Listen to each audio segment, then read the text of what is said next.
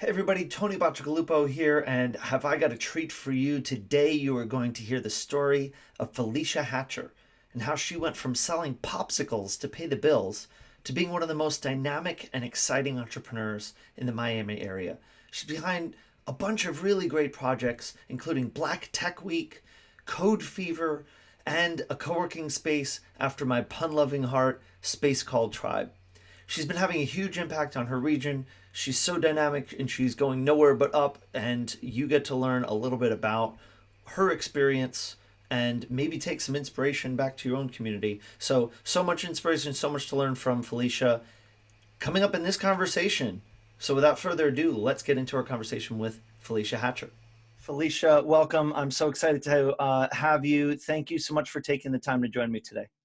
Thank you, Tony, for the invitation. Awesome. So tell me a little bit about your story. You're the kind of person that I admire because you've got so many different things that you're working on and they're all meaningful. They're all geared towards helping people and they're all geared towards empowerment. And it seems to all spring from some kind of deep motivation because you're doing a lot of cool stuff. So can you first of all kind of rewind the tape? Tell me, how did you end up kind of where you are today, and where did your motivation kind of arise from? Yeah, I mean, the motivation came from a few different areas. I mean, I can go back as far as being a high school student and being a C student and having a guidance counselor tell me I'd never make it to college because of my grades and kind of setting out to prove this lady wrong and kind of hacking the scholarship process and winning like $130,000 in scholarships and grants to go to college. And that taught me like a really important lesson in like, one, don't believe everything that people tell you, that there's more than one road to success, and that, you know, you don't have to have like the average story and still be able to achieve your goals, right? And I kind of learned all of that at the tender young age of 17. Okay, all right. I already want to pause here because it's like we need to dive deeper in this. You hacked the scholarship process? Yeah, because I mean, I didn't have the grades, right? So I graduated with high school, probably like a 2.7 GPA. Like my GPA never touched a 4.0, never touched a 3.0, probably like on the way down, but like definitely not on the way up. And, you know, everything that people tell you that you need to have kind of stacked up to not only get into college or get into the college of your choice, but most importantly, like win the money to pay for it. I didn't have those things, you know, and a lot of students, and I was definitely discouraged. And my mom's from Jamaica and very big on education. And I just knew I had to go to college and I had to figure out like how to pay for it. But in my mind, I was like, this is just hopeless. It's never going to happen.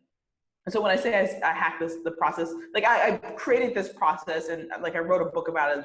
The process was kind of called like the Scholarship Express Pack. And it was a way that allowed me um, to apply for like a ton of scholarships. And every week I was able to kind of push them out by like recycling my content, like things that we all do now. You're talking about 15 years ago, we weren't recycling content and being able to kind of push things out and recycling like recommendation letters and like all these things that I was doing at 17 years old that I didn't know was a thing, but I was just like, I can get this out so much faster. And I ended up winning 5 scholarships and like 2 grants, and that totaled $130,000. But it was all stuff that didn't require a GPA, or the GPA requirement was really low, or it was like write an essay about bees, or like Converse. You know, it was just like all these really creative scholarships, and we hear about them like the duct tape scholarship and things like that. But like they are really real. And then if you don't spend your time applying for these large national scholarships that require you to do a bunch of stuff, the Bill and Melinda Gates, like they're great and it's like a one and done check that you need. But because people spend so much time on that, they don't spend time on the local scholarships. And that was where I won like all my money. Okay, so there's a spirit of hustle here and a spirit of Yeah. ingenuity, right? And so tell me a little bit more about that. Like, where'd that come from? Has that just always been a part of you where you are? Is that part of your upbringing?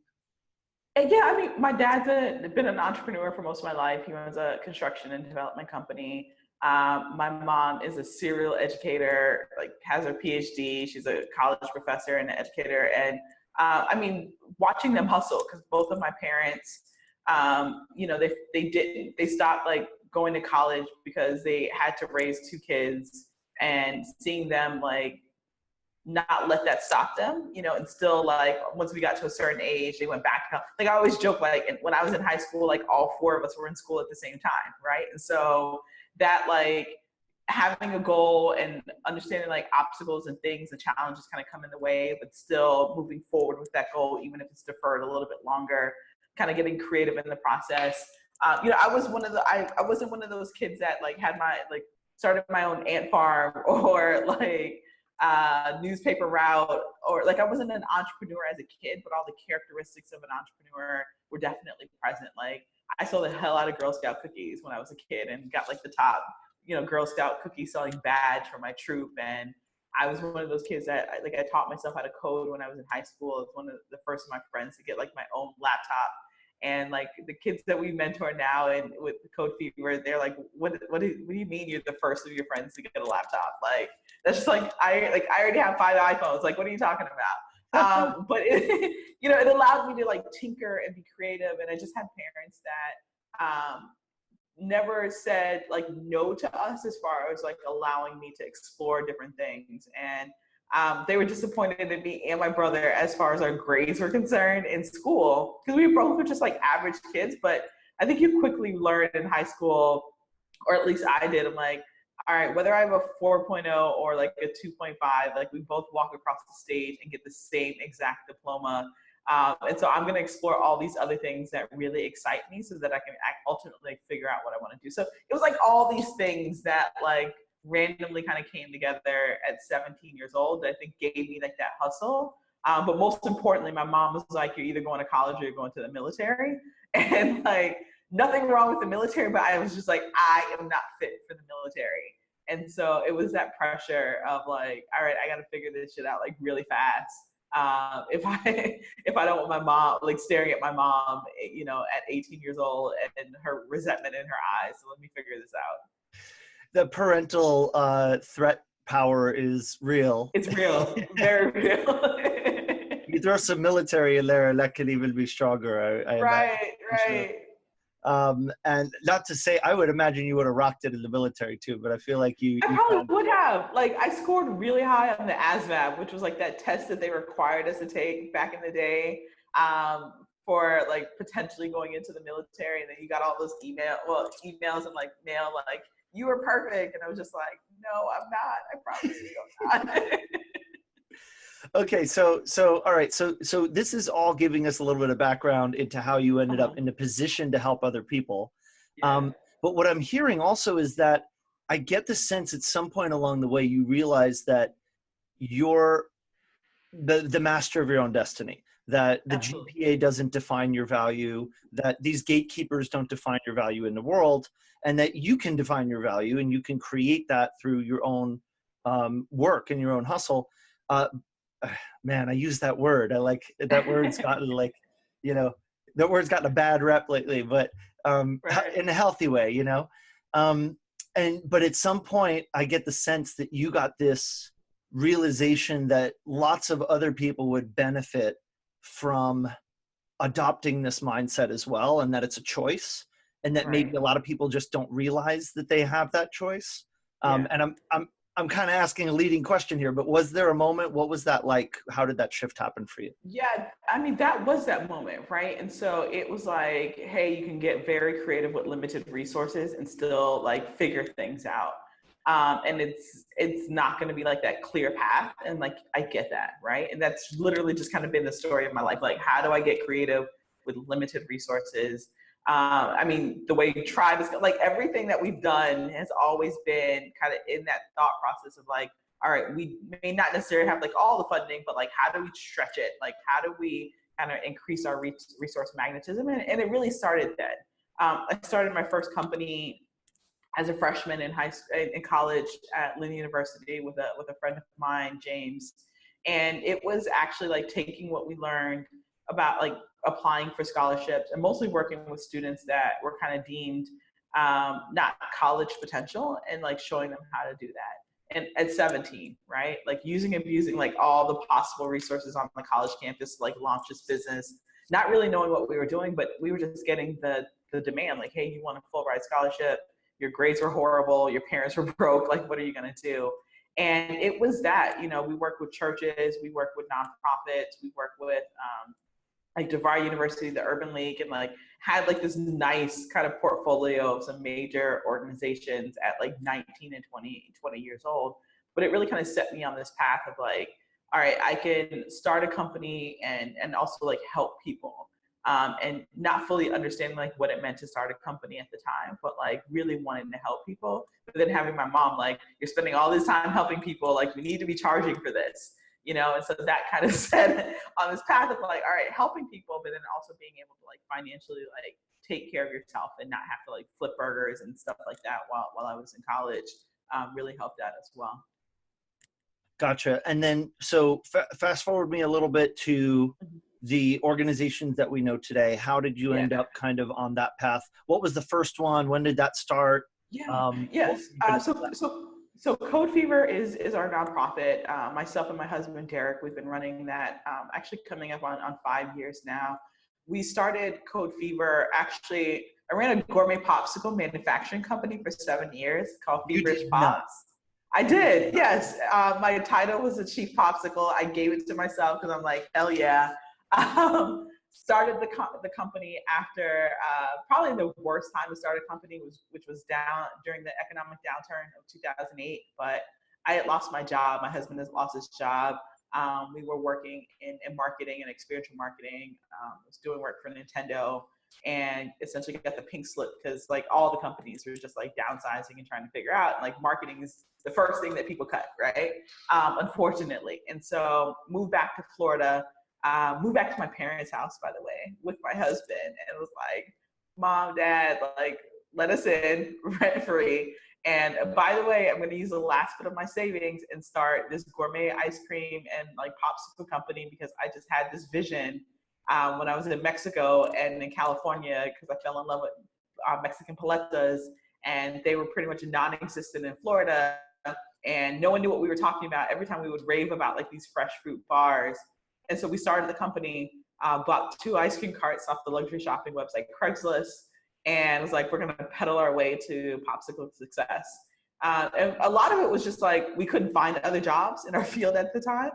And then, you know, I had this idea that I couldn't let go of. Plus I wanted to do something that just really made me feel happy in a really crappy time in like our economy and in the United States. And so I tell you that story because Code Fever started out of that, right? Like Miami's startup ecosystem was just starting to sprout up. Knight Foundation, which is pretty much been like one of our largest supporters of the work that we've done across the board.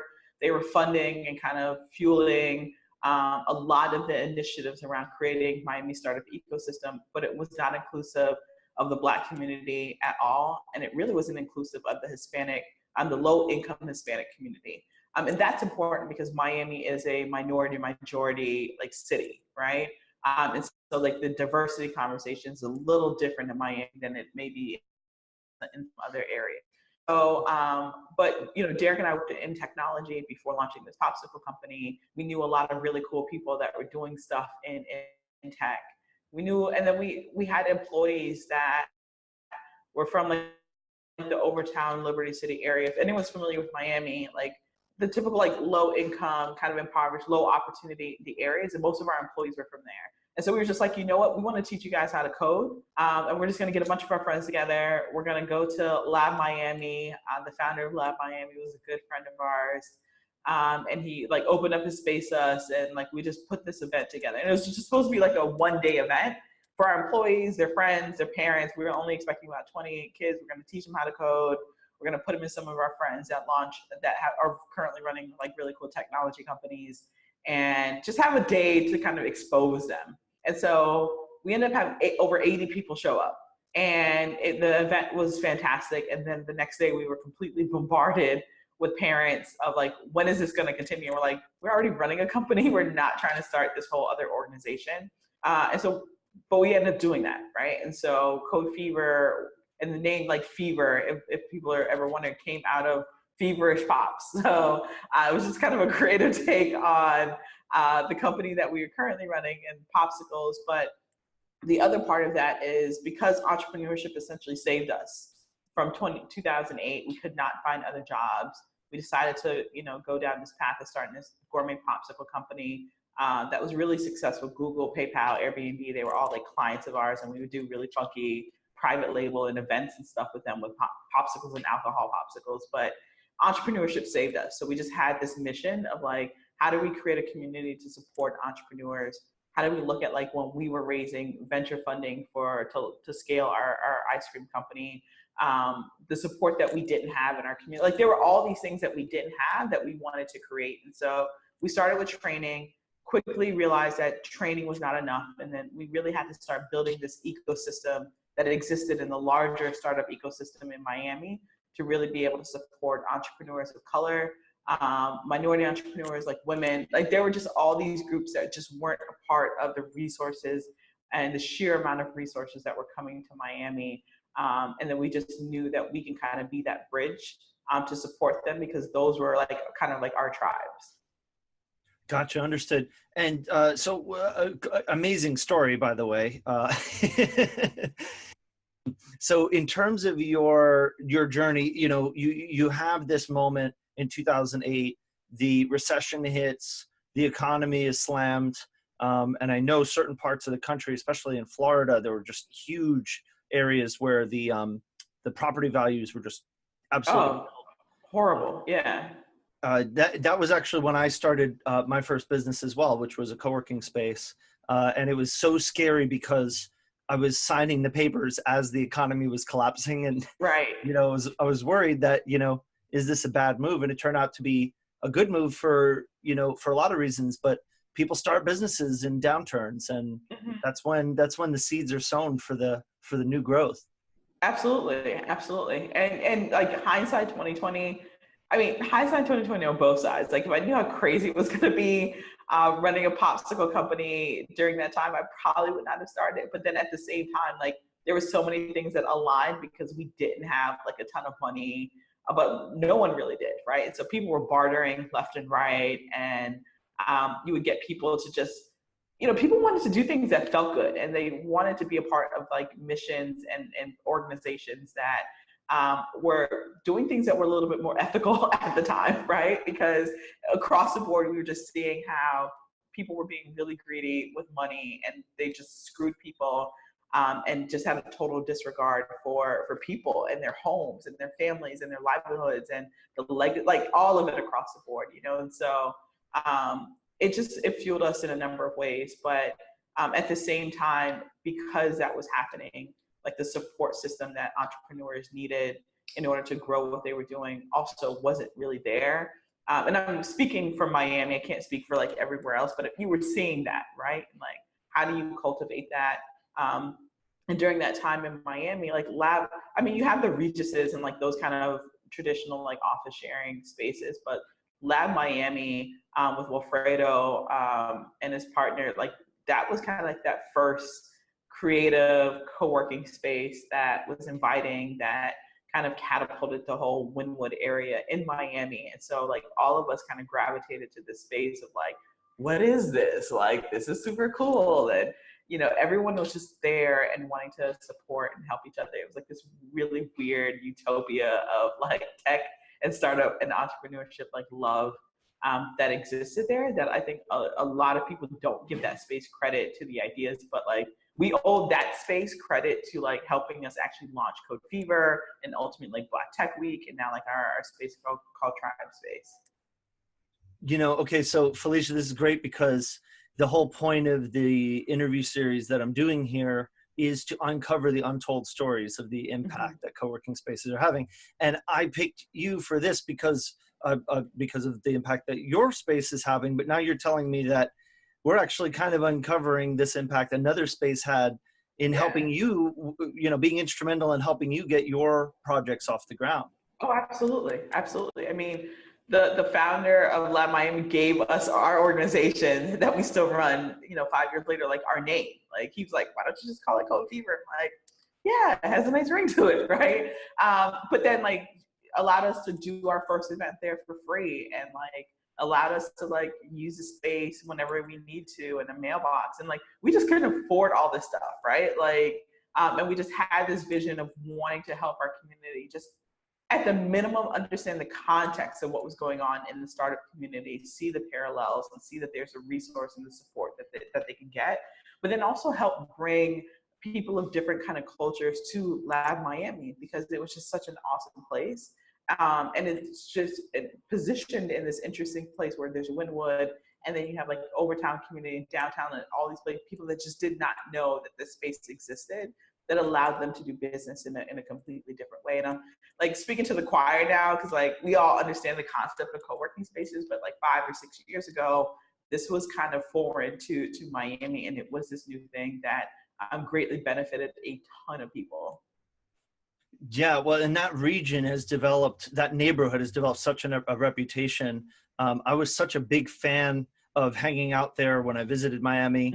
And the lab is right there, and then you go across the street to Zach the Baker. You get that ridiculously good bread. And then what's the cafe that's near? Oh, Panther Coffee. Panther Cafe, coffee, oh yeah. And it's so cool, right? Because in Miami, I think that's kind of the nature of co-working spaces, right? Like it's that centralized location where everyone kind of gathers. And then you, as an entrepreneur, you have all these different touch points, right? And so Panther Coffee is actually how our investors in Feverish Pops found out about our company. Like they Whoa, hang on, what? Yeah.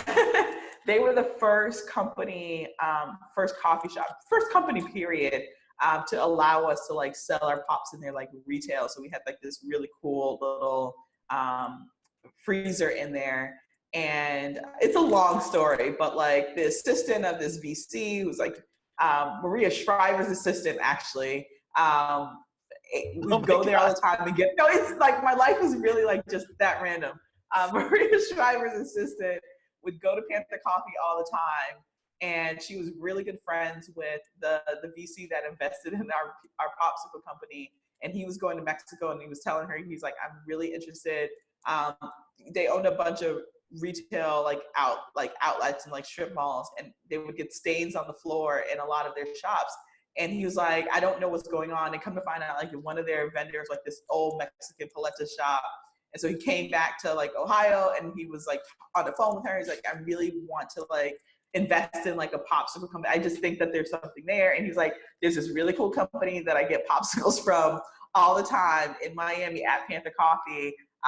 It's random, right? And so like, it's great way of like, that's how this VC called us and wanted to invest in our popsicle company and help us grow. And then Zach the Baker, you know, we knew him when we very first started our company, because we were in this random warehouse in Little Haiti, and at 6 o'clock in the morning, on mornings that we would go in like really early to make pops and ship stuff for clients, we would always smell bread baking, and we're like, what is this?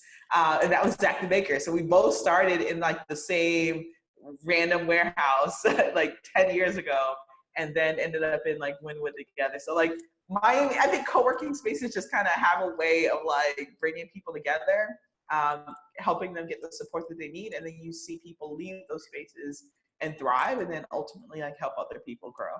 You know, okay, so there's a couple things I want to reflect here, and they're really important because I've seen these as kind of bigger picture trends that I have wanted to share with people. First of all, Zach the Baker, man, that bread is good, and I can imagine that smell being intoxicating. Right. But the intersection of a really great cafe, food in this kind of bread company, and then the co-working space. And when you have, I think, that trifecta of cafe, food, and workspace or shared space, that that generates all this incredible goodness. And absolutely. So and you're the perfect story with this, because your story has connections to all three of that trifecta. So it really helps to illustrate that in a very specific way. So that's exciting. And I do think, like, I'm focusing on co-working spaces, but we could probably be also doing a similar conversation with cafe owners. And I actually think I have a theory that cafes are critical predecessors to co-working spaces, which are predecessors to thriving entrepreneurial communities in a city. And so basically, like, if a city wants to save a lot of money and trouble, like, start by getting some really good hip cafes into an area Uh-huh. you want to vitalize. I agree. I mean, I think I that's kind of the plan, like the Overtown area that we're in, right? Like it's going through this interesting revitalization. The Bright Line, which is kind of like the speed train that's supposed to connect Miami to Orlando eventually, is like right here in our backyard. And they're trying to figure out like how to activate this community, right? And so coffee shop is opening right down the street. Like I mentioned, like there's two bed and breakfasts, but there's some smaller restaurants, but a cafe in this area, which is, it's that meeting place. It's that natural meeting place, right? And so you've seen it kind of time and time again when an area is kind of going through this change, you start to see these small gathering places, and then this critical mass starts to develop, and then you need all the other ancillary businesses to support the people that are now kind of looking at these places as a destination, either to eat, to hang out, to party, like whatever that thing is, or whatever the utility of that cafe that provides outside of the food. It's definitely needing, and definitely kind of that tipping point for revitalization in communities. And so, and then the other thing that I think is worth highlighting about this story is that this started with a popsicle company, which Huh. itself could have become a very, scaled up, profitable operation. But Yeah. it was a thing that you did at the time that led to these other things you couldn't possibly have predicted. And I think one of the things that I see is that it's very easy to kind of sit and think about the different ideas that you could have. You probably could have Right. started a different company too, but you ultimately decided to go with what you felt called to do. And you said that it was kind of this dream that was coming up for you. Um, Yeah. and I think one of the things that people get attached to in entrepreneurship that we want to try to shift is that, like, the thing that you start is going to be the thing forever, that it's this really big commitment, that you're stuck with it. And I feel like it's so common that the thing you start with is so different from what you end up with, but you needed to start with that thing, even if it's a failure, even if you Right. don't end up, succeeding, but you learn something, you uncover something, and that leads to these other things. So Of course. Of yeah. course. Yeah, and I think and you raised such a great point with that, Tony, because like if I look at the reason why we've done everything that we've done, it still has been the same, right? And so the medium in which like that idea or that passion has flowed through, or the product that we're selling, or whatever the service we're providing at the time, that changes, but like the overall mission has been the same. And for us, specifically as it relates to Miami, it has always been like, how do we change the condition of our communities using technology, right? And on the fever side, we did that on Code Fever. We did that from like a training standpoint. We launched Black Tech Week because there was such a need for a national convening, one for people to come to Miami and kind of look at what was going on. And look at the opportunities and the people and the talent that currently exist here, but then at the same time give the people that are here the resources that they need from a national and a global level, and then the education and the resources and just kind of everything that comes together with the national convening. And then the space was equally important because one, it needed to be in the Overtown community. Co-working spaces have exploded all over Miami. I think they've definitely opened 4 locations. I think they're getting ready to open a 5th location. And when I originally heard that, I was like, how is that even possible in Miami?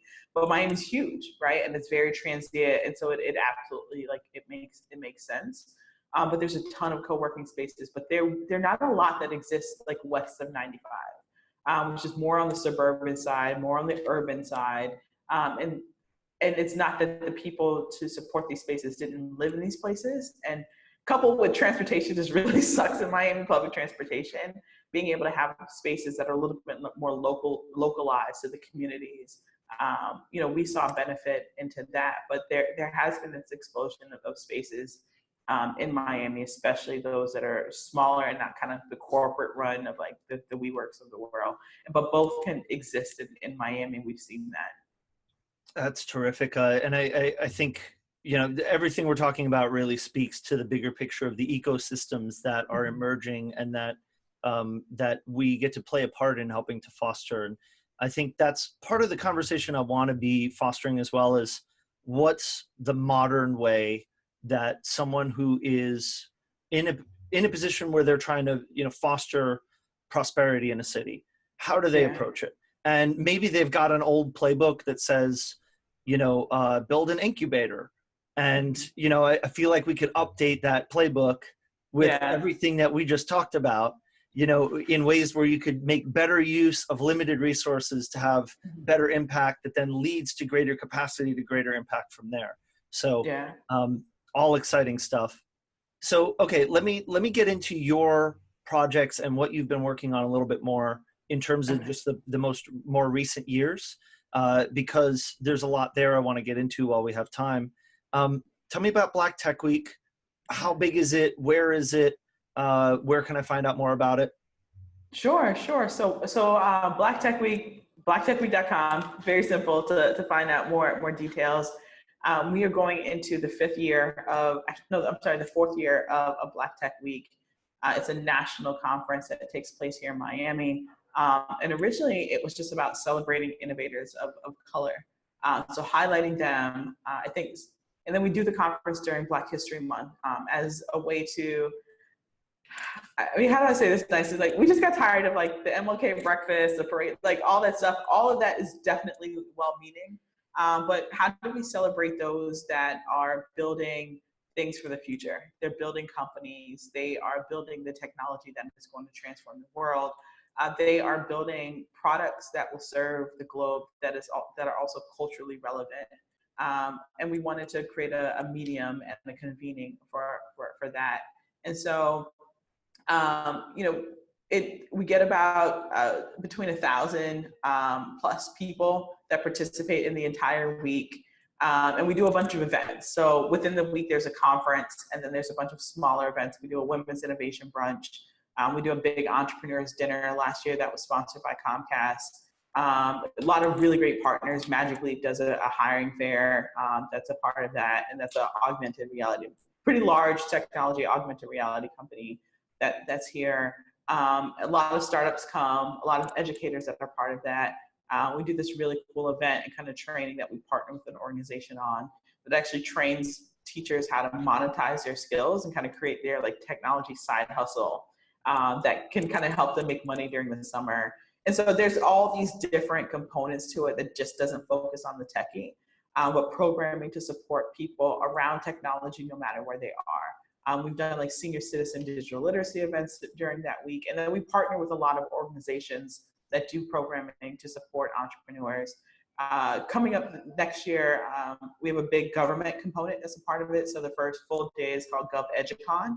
And that's bringing in mayors that run municipalities, that's bringing Black communities into the smart cities conversation. A lot of them are doing some really cool things around technology and even just technology and solving gun violence. That are smart city solutions that aren't really a part of smart city conversations that absolutely should be.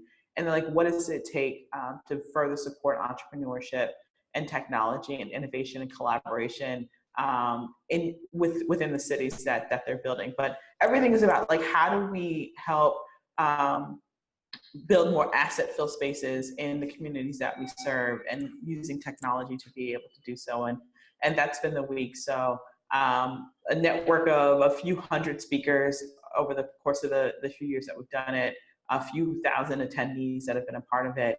And then this past year, if it wasn't crazy enough to launch a co-working space, but we also set out on a 10-city tour with the conference. And so a smaller version of the conference, we've now done in 6 cities, gearing up for Kansas City, that will, as a part of Global Entrepreneurship Week in partnership with Kauffman Foundation, and that'll close out our national tour that we've done. But LA, New York, New Orleans, Austin during South by Southwest, we held a Black Tech Weekend experience and partner with Chan Zuckerberg Foundation and Samsung Next, Barclays, as well as Etsy, in order to be able, and Kauffman Foundation, to make that national tour happen, and work with a few hundred entrepreneurs and techies and like educators around celebrating innovation of color. So cool. Yeah, and I was going to ask if you're getting inquiries from other cities, people want to start similar things, and Yeah. yeah. No, we got it for years and we just didn't, we logistically, we were just like, yes, that sounds super sexy. We do not have the capacity to do that. But it was always our vision to be able to bring like Black Tech Week to other cities. But because Knight Foundation was our founding sponsor and supporter of like the inception, since the inception of Black Tech Week, so we committed to always doing the full week only in Miami. And so what we did was we created Black Tech Weekend as a 2-day experience that we would take to other cities. And ultimately, like all the pieces and most importantly, the funding came together this past year in order to make that happen, and just got together some really good local partners. And the interesting thing about a lot of the cities that we went to is that some of the problems that we had in Miami 5 years ago as to the reason we even started what we were doing, some of those cities are still facing those challenges, right? They have startup ecosystems. They are trying to figure out how to authentically be diverse and inclusive. And we've created some frameworks from that. We've made a lot of mistakes, but then have also had a lot of success and are able to kind of share those best practices and kind of convene the people. And then ultimately our goal is like, how do we then kind of train an ecosystem builder in those cities that continues that conversation, and we can be a broader resource to them. Awesome. I love it. I feel like I could talk for hours with you about just that, but wanting to kind of cover the bases, and maybe we can come back one day and dive deeper. Yeah, I know we've been talking a lot. I love it. It's great. No, it's great because this is the point, is that there's just so much more to the people who are building these great communities. So I'm glad we're spending the time with it. But I don't want us to completely forget about the fact that you're also operating a workspace. And Yeah, so, yeah. and not just a workspace, but a workspace with maybe the best wordplay name that I've ever heard. And I started a place called New Work City. So like I am a big fan of You words. get it, Um, yeah. but a space called Tribe. Yeah, Tell me, yeah, tell me about how that got started. I would love to ask you about how you got the name, but maybe just really fast on that. And then yeah. would love to hear just one story about like something, a good outcome that's come from that, a person Absolutely. that's been positively affected. Perfect. So Space Call Tribe, really quick. It was a play on Tribe Called Quest.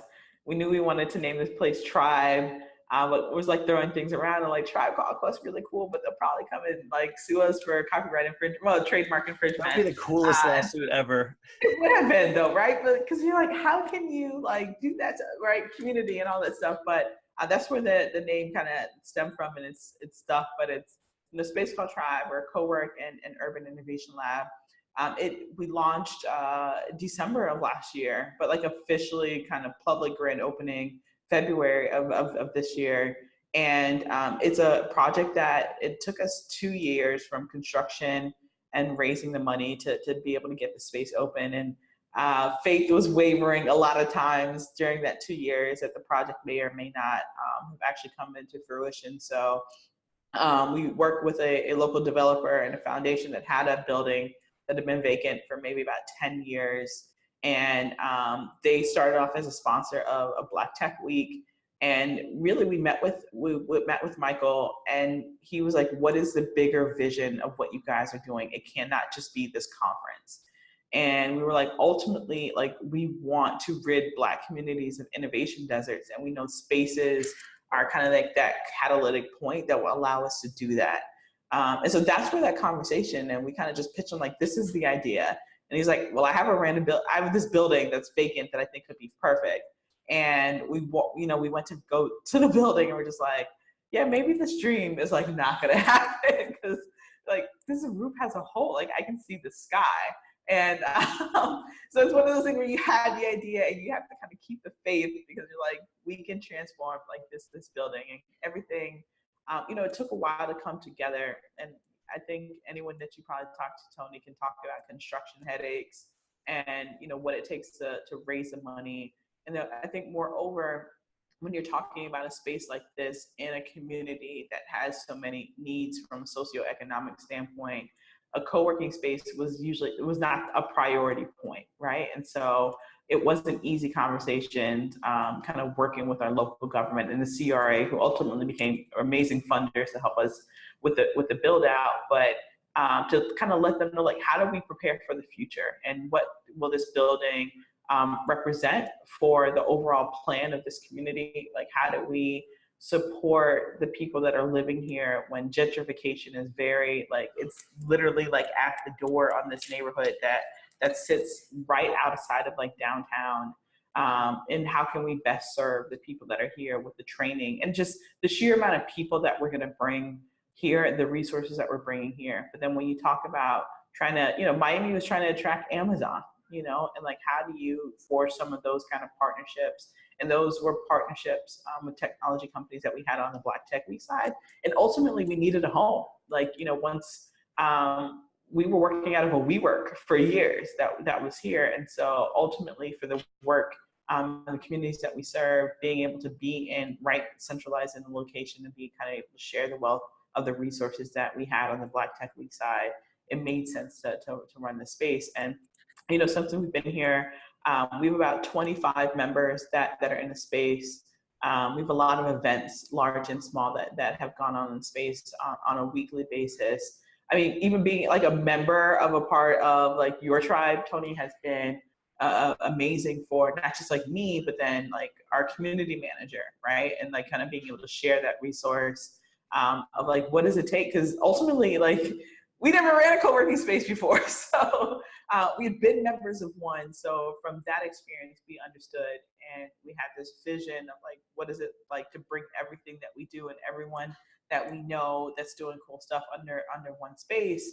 And like the trickle effect of kind of, and not trickle down, right? But trickle effect of people that are going to be here. They need to eat. They're going to need to go to the corner store. They're going to need to get the groceries. And like, if we have a critical mass of people coming into the building, they're going to better support the restaurant that's across the street, the restaurant that's down the street, and the service, just all the businesses that are locally here have seen an uptick because the building has existed here, right? The amount of catering that is hired from the restaurants that are here, they've just seen the uptick. Like, we send them there, right?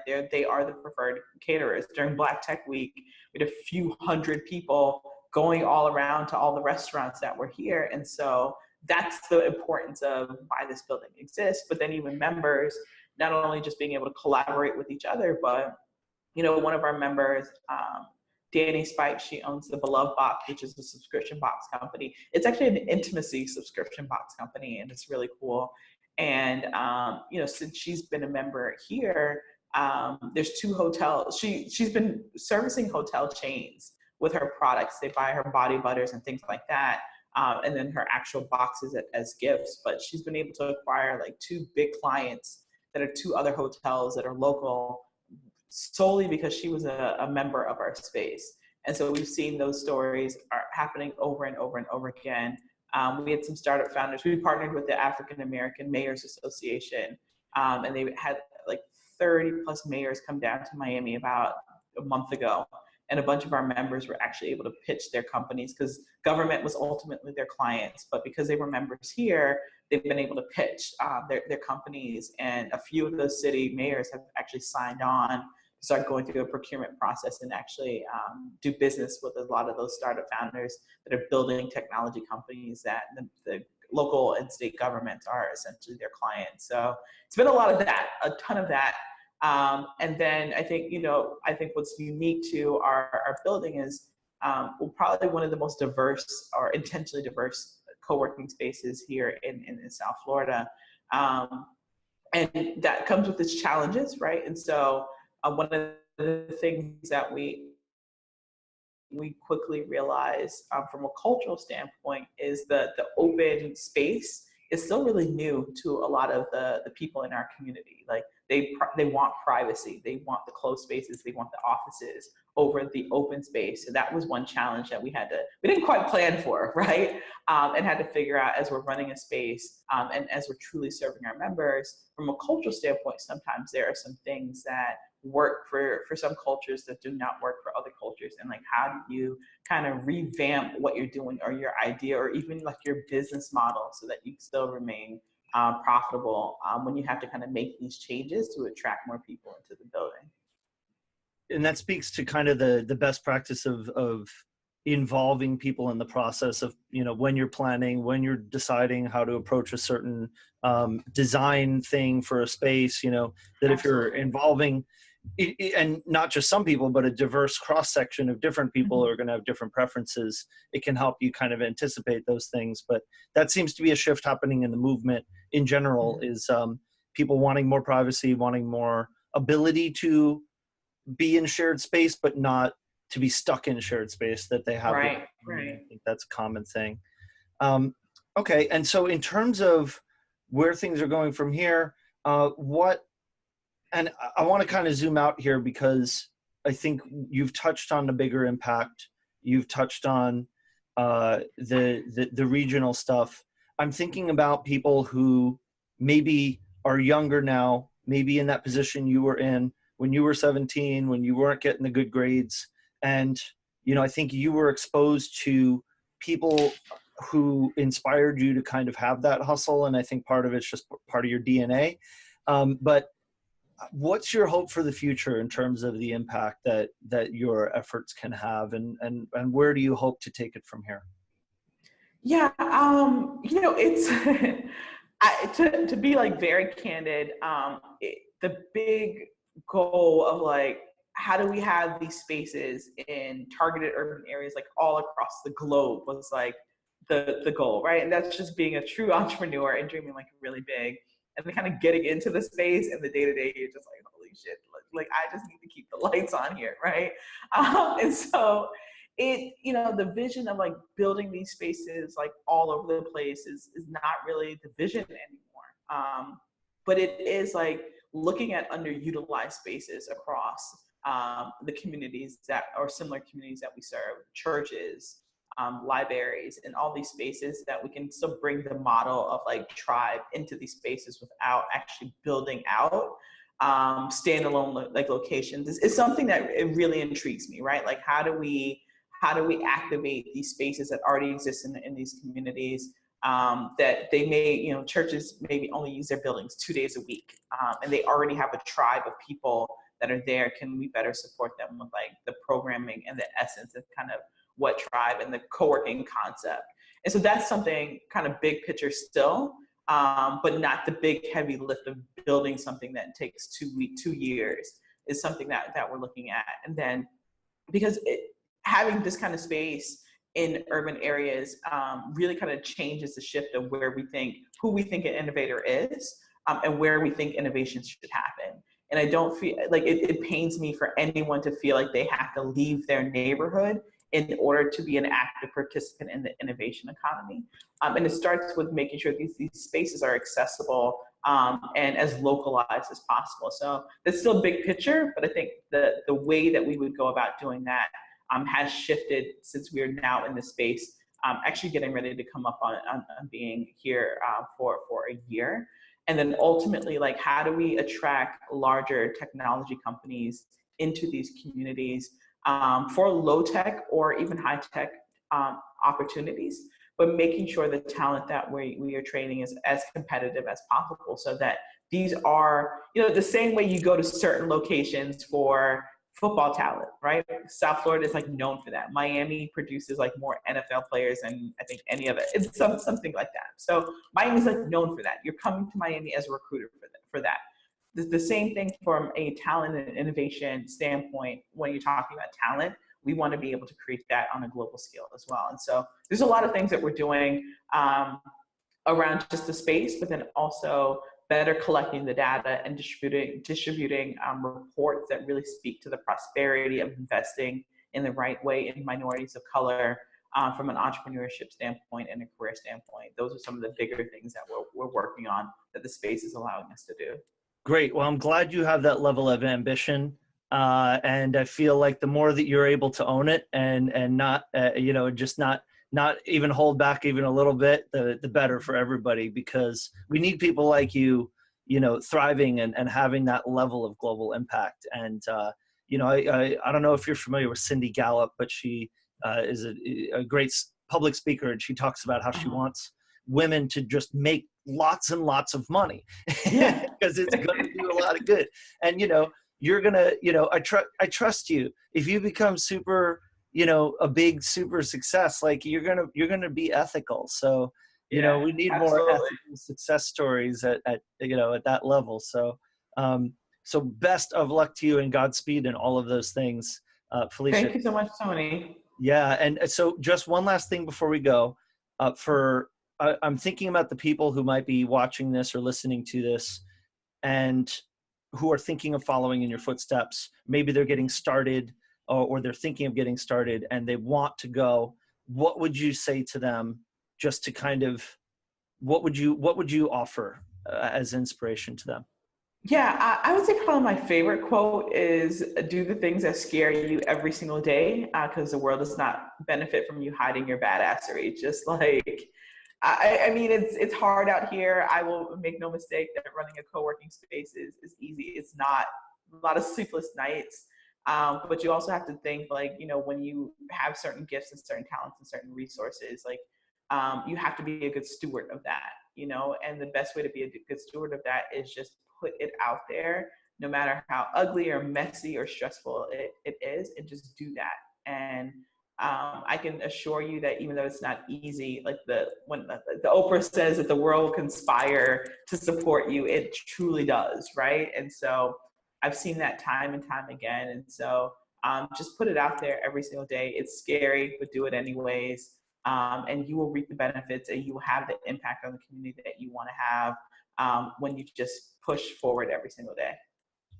I'm so with you on it, Felicia, and I appreciate that. And it's hard. It's hard starting something, creating something, putting yourself out there. But I think what more and more of us are realizing is that it can be hard to know that we can be doing more and not be. Right.